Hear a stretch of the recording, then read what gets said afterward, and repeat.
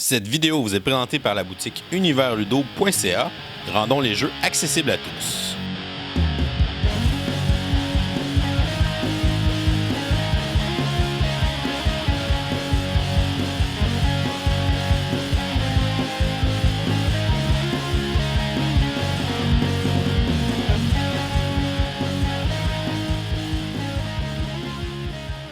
Salut les gamers, bienvenue à Processeur Board Game, je m'appelle David. Aujourd'hui à Board Game 101, on va regarder ensemble un petit jeu qui s'appelle Corinthe, un jeu édité en 2019 chez Days of Wonder et distribué au Canada par Asmodée Canada, qu'on voudrait d'ailleurs remercier de nous avoir envoyé cette copie du jeu, qu'on puisse l'essayer et vous le présenter en vidéo.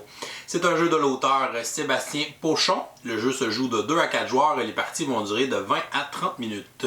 Le but du jeu va être de marquer le plus de points de victoire. On incarne un marchand dans l'Antiquité qui va essayer de vendre des marchandises dans différentes échoppes au marché pour pouvoir faire le plus de points. C'est une version D du jeu Hispan qui a été publié en 2006. Ici, on est dans un jeu de roll and write. On est dans un jeu où on va avoir une feuille. On va avoir coché des cases sur notre feuille pour essayer de marquer des points. Et on va faire tout cela à partir d'une mécanique de recrutement de dés. Donc, à notre tour de jeu, on va recruter des dés sur le plateau port pour aller livrer des différentes marchandises ou gagner différentes ressources pour essayer de marquer des points. Alors, Corinthe, je vous montre comment on joue. Ensuite, je vous dis ce que j'en pense. Et comme on est lundi, on va lancer notre concours du lundi pour remporter une copie de jeu.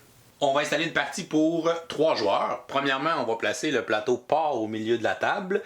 Et à côté de celui-ci, on va placer les 9 dés blancs et les 3 dés jaunes. Ensuite, chaque joueur va se prendre une feuille de pointage ainsi qu'un crayon. Et finalement, on va déterminer au hasard le premier joueur. Une partie à 3 joueurs se joue en 18 tours de jeu. À chacun des tours, le joueur qui est le premier joueur va lancer les dés blancs et les distribuer sur le plateau port selon les résultats obtenus. Par la suite, il va recruter un groupe de dés sur une des cases du plateau port pour pouvoir aller cocher différentes cases ou gagner différentes ressources sur sa feuille de pointage. Par la suite, le joueur suivant va recruter un groupe de dés, le joueur suivant un groupe de dés et ainsi de suite. Et ensuite, on va passer au tour suivant. Le joueur d'après va devenir le premier joueur, va relancer les dés et on va continuer ainsi jusqu'à temps qu'on ait joué les 18 tours de jeu qu'on va cocher sur notre feuille de pointage. À la fin, le joueur qui aura cumulé le plus de points sur sa feuille de pointage va remporter la partie. Chacun des joueurs commence avec une pièce d'or et une chèvre qui sont déjà encerclées sur sa feuille de pointage. Pour débuter la partie, le premier joueur va commencer par aller cocher la case la plus à gauche sur la piste de contour pour dire qu'on débute le premier tour de jeu de la partie. Avant de lancer les dés, le joueur va pouvoir, s'il le veut, s'acheter jusqu'à 3 dés jaunes en payant une pièce d'or qu'il a pour acheter un dé jaune. Donc ici, comme j'ai seulement une pièce d'or au début de la partie, je pourrais la dépenser. À ce moment-là, je vais faire un X sur la pièce d'or que j'avais encerclée. Et à ce moment-là, je vais ajouter un dé jaune dans mon bassin de dés que je vais lancer avec les 9 dés blancs. Donc on va lancer tout ça et ensuite on va aller les placer sur le plateau port. On va commencer par regarder la plus haute valeur obtenue, donc ce sont les 5. On va placer cette valeur-là sur la case des pièces d'or en haut du marché port. Ensuite, on va regarder la plus petite valeur, ce sont des 1. On va les placer sur la chèvre et ensuite on va monter par ordre croissant pour les différentes cases du plateau. Donc on placerait les 2 à cet endroit-là et les 4 à cet endroit-là. Donc la distribution de dés peut faire qu'il y ait des actions du plateau port qu'il n'y ait aucun dé.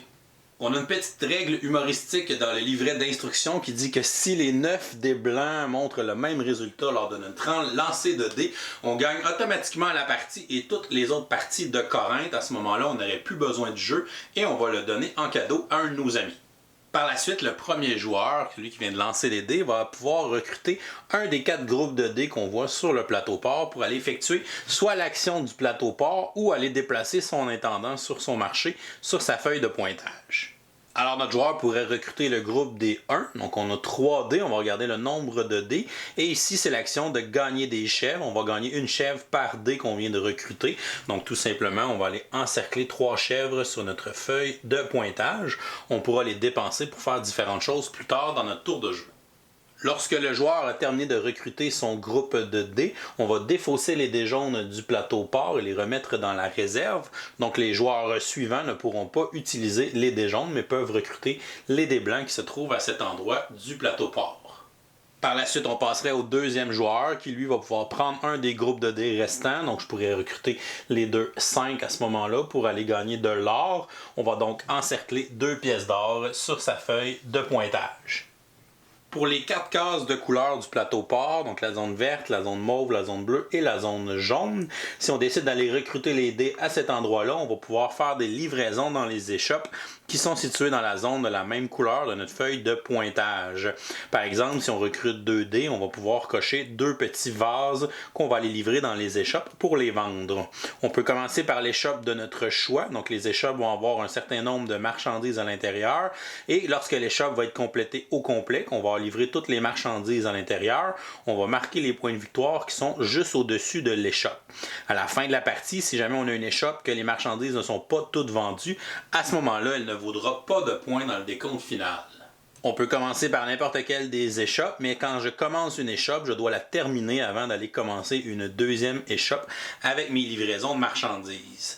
Donc ici, notre troisième joueur pourrait par exemple aller chercher les 2 dés dans la section mauve, donc pour aller livrer 2 marchandises comme il y avait 2 dés.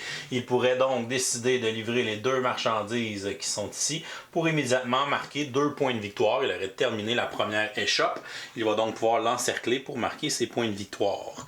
Pour les zones vertes, mauve et bleues, on voit qu'à la gauche, on a une valeur de points de victoire qui est indiquée. Donc le premier joueur à livrer toutes les marchandises dans toutes les échoppes d'une couleur va remporter ce bonus d'être le premier à faire ces livraisons-là. Par la suite, les autres joueurs vont pouvoir le barrer et ne pourront pas gagner ce bonus-là, mais ils pourront quand même faire les livraisons dans toutes leurs échoppes. Une fois que les 3 joueurs ont recruté un groupe de dés, les dés restants sur le plateau port seront défaussés et ça va mettre fin au tour de jeu. À ce moment-là, le joueur suivant va devenir premier joueur. Et il va commencer, encore une fois, par cocher la case la plus à gauche de sa piste de contour pour commencer son tour de jeu. Il va prendre les dés blancs, peut s'acheter des dés jaunes s'il le veut. Sinon, on va prendre les dés blancs et va les lancer pour les placer ensuite sur le plateau port. Donc ici, on a un 6, on a 2 6 pour la valeur la plus haute. On a un 1 en bas, j'ai 2 1, 2 2, j'ai 2 3. Et on va avoir un 4, donc on n'a pas encore réussi à obtenir de marchandises jaunes. Le premier joueur va donc aller décider d'aller recruter les 1 pour aller s'ajouter 2 chèvres. Le deuxième joueur ici va aller recruter les dés mauves pour aller faire 2 livraisons. On va commencer dans une autre échoppe à faire des livraisons dans la section mauve, en espérant finir cette section-là en premier pour réclamer le bonus de 4 points. Et notre troisième joueur, lui, va aller recruter un des groupes restants. Il va décider d'aller recruter les 2. Et au lieu de faire l'action du plateau, va décider d'aller déplacer son intendant sur la zone marché de sa feuille de pointage. Lorsqu'on choisit de déplacer l'intendant, on va utiliser la valeur des dés. Donc, ce sont des 2. Donc, je devrais déplacer mon intendant de 2 cases. Si jamais je veux me déplacer de moins que 2 cases ou de plus que 2 cases, je devrais payer 1 pièce d'or par chiffre que je vais monter ou diminuer la valeur de mes dés. Donc là, évidemment, on n'a aucune pièce d'or, donc on n'aura pas le choix de faire un déplacement de 2 sur le marché avec notre intendant. Notre intendant est le petit personnage ici dans le milieu du marché et on va commencer à le déplacer dans un des 4 chemins. Donc on va commencer notre trajet avec notre intendant. On va le déplacer de 2 cases, donc je pourrais par exemple passer dans la case qui est là et terminer mon déplacement dans la case où il y a le symbole du dé jaune. On va encercler la case où on termine notre déplacement et on va gagner le bonus qu'on vient d'encercler. Pour notre symbole de dé jaune, le joueur va bénéficier d'un dé jaune bonus à chaque fois qu'il devra lancer les dés lorsqu'il sera premier joueur. C'est un bonus qui va rester pour le reste de la partie. On a aussi des endroits, on va avoir des marchandises de chacune des couleurs. Donc ici, ça va me donner une marchandise verte. Des fois, on peut avoir 2 marchandises d'un coup. Donc ici, je vais avoir 2 marchandises vertes que je vais aller cocher dans la zone verte. Une marchandise jaune, une marchandise bleue, une marchandise mauve. On peut aussi gagner des chèvres. Donc ici, je vais gagner 2 chèvres.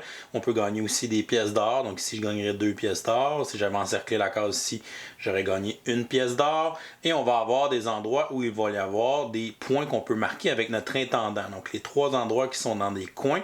Lorsqu'on va encercler cet endroit-là, on va gagner un nombre de points égal au nombre de cercles qu'on a fait dans notre trajet jusqu'à temps qu'on se rende à cet endroit-là. On a aussi des endroits où il y a des +1 qui vont donner des bonus aux endroits qui donnent des points sur la section marché. Dans les tours suivants, si je déplace mon intendant, je vais devoir partir du dernier emplacement que j'ai encerclé. Donc, je vais pouvoir m'en aller soit par en haut, soit par la gauche, soit par la droite. Mais je ne pourrai pas descendre, on ne peut jamais revenir sur son chemin. On ne pourra jamais repasser sur une case qui est rayée pour faire notre trajet ou une case qui est déjà encerclée. À la fin de notre tour de jeu, quand on a fini de faire notre action, soit de cocher des marchandises, de gagner de l'or, gagner des chèvres ou déplacer notre intendant, on peut aussi dépenser de l'or et des chèvres pour acheter un des 4 bâtiments qui sont en bas de notre feuille de pointage. Chacun des bâtiments va avoir un pouvoir qu'on va pouvoir bénéficier pour le reste de la partie ou va devenir une nouvelle façon de marquer des points de victoire. Premièrement, on a le temple qui coûte 3 pièces d'or et 3 chèvres. Et lorsqu'il est construit, il va me rapporter 3 points de victoire par bâtiment que j'ai réussi à construire dans la partie, lui inclusivement. Donc, il peut marquer un total de 12 points si je réussis à construire les 4 bâtiments. Par la suite, on a l'entrepôt qui coûte 4 pièces d'or et 4 chèvres. Lorsqu'on construit l'entrepôt, à chaque fois qu'on va faire l'action à partir du port de livrer des marchandises dans une des 4 zones de couleur, on va livrer une marchandise supplémentaire en bonus. Ensuite, on a l'étable qui coûte 2 pièces d'or et une chèvre. Lorsque j'ai l'étable, je vais pouvoir soit diminuer de 1 ou 2 ou augmenter de 1 ou 2 le déplacement de mon intendant ici dans la zone du marché. Et finalement, on a le magasin qui coûte 2 chèvres et qui va me permettre de gagner 2 pièces d'or supplémentaires lorsqu'on va faire l'action à partir du plateau port pour gagner des pièces d'or. Et on va défausser les dés restants. Le joueur numéro 3 va devenir premier joueur, va cocher la première case à gauche pour commencer son tour de jeu, va lancer les dés, les placer sur le plateau port et on va continuer ici, on va alterner les tours de jeu jusqu'à temps que les joueurs aient coché toutes les cases de leur piste compte à rebours, ce qui va faire un total de 18 tours pour une partie à 3 joueurs. Lorsque le 18e tour va être terminé, on va tout simplement passer au décompte final des points. On va donc suivre le décompte de toutes nos zones au milieu de notre feuille de pointage pour les additionner et faire notre score final à la fin. Ici, la zone jaune, donc j'ai réussi à livrer l'échoppe qui est ici pour 10 points. Donc l'échoppe ici n'est pas terminée, donc ça vaut pas de points malheureusement. Ensuite, on a la valeur de points que notre intendant est allé chercher dans ses déplacements. Donc si j'ai 4 points, j'ai 8 points pour la zone là, ça fait un total de 12 points ensemble. Ensuite, dans la zone bleue, j'ai réussi à livrer l'échoppe qui vaut 5 points seulement. Celle-là n'est pas terminée. La zone mauve, j'ai réussi à livrer toutes les échoppes en plus d'avoir le bonus de la terminer en premier. Ça fait donc 6 plus 4, 10, plus 3, 13, 14, 15, ça fait 19 points. Ici, je vais sauter par-dessus les pièces d'or. On va regarder pour 2 pièces d'or restantes, ça va me donner 1 point. Donc, il me reste justement 2 pièces d'or, ça va valoir 1 point. Même chose pour les chèvres. 2 chèvres vont valoir 1 point, mais il ne m'en reste pas, donc 0. Ensuite, la zone verte, j'ai réussi à livrer l'échoppe qui vaut 6. Pour les bâtiments, on fait juste des points si on a construit le temple. Donc ici, j'avais construit le temple et l'entrepôt. Ça me fait 2 bâtiments, donc 3 points chacun. Ça me fait un total de 6 points. Et on additionne ça pour faire notre score final. Donc 2, 7, 8, 17, 23, 29. Et ensuite 2... plus 1, 3, 4, 5, ça fait 59 points. On va regarder qui a le plus haut score pour déterminer le vainqueur. Si jamais on a une égalité, c'est le joueur qui a le plus de pièces d'or restantes sur sa feuille de pointage qui va départager l'égalité. Sinon, ce sera une victoire partagée. Et voilà, c'est comme ça qu'on joue à Corinthe. Je vous reviens avec mon opinion personnelle. Qu'est-ce que je pense de Corinthe? Premièrement, comme vous le savez, je suis un grand fan de Days of Wonder. J'ai beaucoup de leurs jeux ici dans ma collection. Je suis toujours à l'affût quand ils font une nouvelle sortie. J'ai toujours hâte de voir ce qu'ils vont arriver comme nouveaux jeux parce que je sais que leurs jeux, c'est tout le temps des super belles productions. Je sais que c'est des jeux aussi qui sont souvent très accessibles, mais qui ont tout le temps une petite twist qui fait qu'ils sont fun à jouer et je pense encore une fois qu'ils ont réussi leur coup avec Corinthe.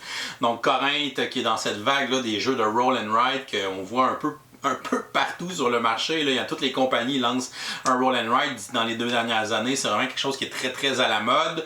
Donc je pense qu'ils ont réussi à faire un jeu qui est très très simple. Encore une fois, c'est une production Days of Wonder. On a un super beau visuel à l'intérieur. Donc les images, les illustrations, les couleurs, la feuille de pointage qui est simple à comprendre aussi, tout est bien structuré, c'est pas trop chargé. Fait qu'on se retrouve facilement. Le matériel dans la boîte, c'est super bon aussi. On a beaucoup de feuilles de pointage. Vous voyez comment c'est épais, le pad de feuilles.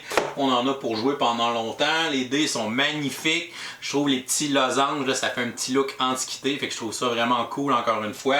Le petit plateau en carton qui est aussi assez épais, de bonne qualité. Fait que c'est encore une fois une belle production, mais même si ça reste une plus petite boîte, un jeu plus minimaliste, ils ont encore mis le même seuil de qualité qu'ils font habituellement dans toutes leurs autres productions. Fait que ça, c'est vraiment cool. Comme j'ai dit tantôt, c'est un jeu qui est super simple. On lance les dés, on recrute un groupe de dés, soit pour aller cocher des marchandises sur notre feuille, ou soit pour déplacer notre intendant. Fait que c'est les deux options qu'on peut faire avec les dés qu'on recrute. On n'a pas à se casser la tête trop longtemps sur ce qu'on veut faire. Généralement, on va aussi y aller sur l'opportunisme de « Ok, je viens de lancer les dés, j'ai le premier choix. » Ben là, je vais choisir l'endroit où il y a 4 ou 5 dés des fois d'un seul coup dans un endroit. Fait que ça peut être vraiment bon d'aller chercher ça. Je vais cocher vraiment beaucoup de marchandises en un seul coup, alors que les autres joueurs vont cocher moins de choses parce que je vais laisser 1 ou 2 dés dans les autres emplacements. Fait que ça revient des actions qui sont moins bonnes. Cette mécanique de draft-là est super le fun. Puis je trouve que ça rajoute un petit niveau d'interaction dans le jeu. Généralement, un roll and ride, ben, tout le monde a accès à toutes les dés, fait que chacun fait sa petite affaire sur sa feuille. Mais là, dans Corinthe, c'est vraiment plus axé sur le draft. Donc là, je vais drafter un groupe de dés, mais les autres joueurs n'ont plus accès à ce groupe de dés-là. Puis chacun va drafter son groupe 1 à tour de rôle. Fait que des fois, ben, c'est sûr qu'on va regarder qu'est-ce que l'autre est en train de faire. Ah, si j'y laisse le mauve, il va le finir avant moi, il va aller chercher le bonus. Ok, mais je vais prendre le mauve dans ce temps-là pour pas qu'il ait le bonus puis que moi j'essaie de le finir avant lui. Fait que ça, c'est vraiment intéressant dans ce style de jeu-là, généralement, qu'on fait souvent toute notre petite affaire sur notre feuille sans trop se soucier de ce qui se passe ailleurs. Ben, dans ce cas-là, on a une belle interaction par le draft. Fait que ça, c'est vraiment bien amené puis j'ai trouvé ça vraiment intéressant. J'ai bien aimé les bâtiments qu'on peut construire aussi, qui vont te donner une espèce de pouvoir passif pour le reste de la partie. Donc, est-ce que je sacrifie quelques tours pour aller me chercher de l'argent, des chefs, pour pouvoir acheter un bâtiment que je vais pouvoir avoir comme bonus pour le reste de la partie? Fait que ça, c'est des éléments stratégiques qui sont intéressants de dire, ok, ben, je vais essayer de faire une stratégie où je vais me déplacer beaucoup, fait que je vais aller chercher l'étable pour pouvoir moduler mes déplacements puis que je ne sois pas pris à faire des déplacements que je veux pas, ou je vais me spécialiser dans les marchandises, je vais aller faire l'entrepôt, ou je vais faire beaucoup d'argent, beaucoup de chèvres, je vais construire les 4 bâtiments, fait que je vais avoir tous les bonus, puis en même temps je vais marquer 12 points. Fait que là, il faut peser dans la balance qu'est-ce qu'on veut faire dans notre partie, puis évidemment il faut s'adapter un peu à ce qu'on va rouler, ce qu'on va réclamer dans les premiers tours aussi pour se guider, puis de dire ok, ben là, cette zone-là, je suis bien parti, je vais essayer de la finir, aller chercher le bonus. Fait qu'il y a quand même des petites décisions qui sont intéressantes à faire. Ça reste un jeu, je pense, qui va être très accessible, qui peut être un jeu familial, qui peut être un petit jeu passerelle qu'on peut jouer dans une soirée, qui prend une vingtaine de minutes, qui reste agréable à jouer entre gamers. Donc j'ai du fun à le montrer à des gens, j'ai du fun à le jouer avec des plus jeunes en famille. Donc je l'ai montré à peu près n'importe quelle tranche d'âge, puis ça fonctionne toujours bien. Donc c'est un jeu qui est vraiment sympathique à jouer. Pour les côtés négatifs, évidemment, quand tu m'offres un jeu de roll and ride et que tu ne mets pas de crayon dans ta boîte, je trouve ça un peu plate de ne pas avoir les crayons dans le matériel pour pouvoir y jouer tout simplement en traînant la boîte de jeu puis sans avoir à se soucier de ça. Ensuite, bien évidemment, le thème, on est des marchands dans l'Antiquité qui livrent des marchandises dans un port. Ça reste assez classique comme thème, c'est un thème qu'on a vu 10 000 fois. Ça, c'est sûr qu'on le ressent pas non plus tant que ça en jouant, donc ça, le thème n'est pas tant accrocheur. Je n'ai pas joué à Ispahan, fait que je peux pas comparer Corinthe, qui est la version D de Ispahan, contre le jeu d'Ispahan. Si jamais vous avez joué à Ispahan, puis vous voulez me laisser en commentaire la comparaison, ça a l'air de quoi par rapport au jeu de base, je serais intéressé à le savoir. Donc Corinthe, je vais lui donner une note de B+. Pour moi, j'ai trouvé que c'était un très bon jeu encore une fois, qui est super accessible à n'importe qui, mais qui va être amusant à jouer, qui se joue rapidement, qu'on a des petites décisions intéressantes à faire, puis qui est très le fun à jouer. Fait que Corinthe, regardez ça, ça va arriver pour nous au Canada. À la fin de la semaine, ça devrait être disponible en magasin, fait que vous pourrez vous le procurer à ce moment-là. Et voilà, c'est tout pour aujourd'hui. Oh! c'est vrai, on est lundi. On va donc lancer notre concours du lundi pour pouvoir remporter le jeu qu'on vous présente aujourd'hui, qui est le jeu Corinthe. Aujourd'hui, on a un concours en partenariat avec Asmodée Canada qui nous a offert les copies du jeu pour le tirage. Avant de vous dire comment ça fonctionne, on va annoncer le gagnant de la semaine dernière. La semaine dernière, on a fait tirer le jeu Men at Work, un jeu de dextérité. Donc, notre gagnant pour Men at Work est André Guluni. Donc, tu remportes Men at Work. Donc, tu peux nous contacter, André, à professeurboardgame@gmail.com pour nous envoyer tes coordonnées, qu'on puisse t'envoyer ton jeu. Pour remporter Corinthe, c'est simple, vous n'avez qu'à participer en laissant un commentaire sous la vidéo YouTube en répondant à la question du jour, qui est la suivante. Quel est votre jeu de Roll and Write favori? Donc, vous laissez ça en commentaire sous la vidéo YouTube pour participer. On vous laisse jusqu'au dimanche prochain, le 28 juillet, pour participer jusqu'à midi, heure de l'Est, et c'est ouvert à tous. Si jamais vous êtes abonné à notre Patreon pour 5$ et plus, vous avez une participation automatique au concours, et si vous participez en commentaire, vous aurez une deuxième participation. Donc, bonne chance à tous pour le concours. Si jamais vous n'êtes pas encore abonné à notre chaîne, vous pouvez le faire en cliquant notre petit bonhomme ici en bas de l'écran. Sinon, vous pouvez nous suivre sur Facebook, Twitter ou Instagram à Professeur Board Game. Vous pouvez nous visiter aussi sur notre page Patreon et vous pourrez retrouver cette vidéo sur l'excellent site jeudéclic.com. Je vous souhaite une excellente fin de journée et continuez de gamer.